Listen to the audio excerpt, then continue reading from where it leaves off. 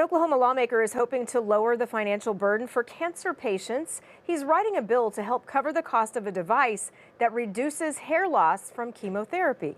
News 4's Austin Brissett explains. Obviously, we would want to minimize the cost. Oncologist Diane Heaton knows the effects of chemotherapy treatment on patients, both a burden on their wallets and their bodies. Chemotherapy, as we all know, can oftentimes cause hair loss. But what we don't realize as much is it can cause neuropathy of the hands and feet to the point that patients are unable to write.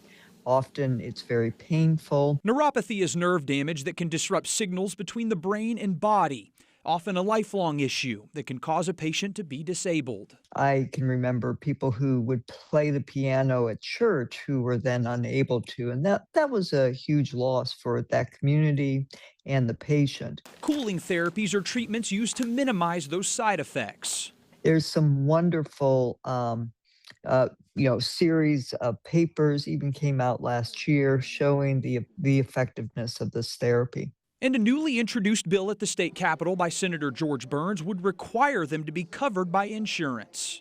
Things like these cooling caps that minimize hair loss can cost into the thousands of dollars out of pocket when used throughout a course of chemo treatment. Coverage under this bill would keep them from being subject to yearly deductibles, co-payments, or co-insurance limits. I think it's huge. Burns saying in part that these items should be, quote, accessible, not treated as optional or luxury items.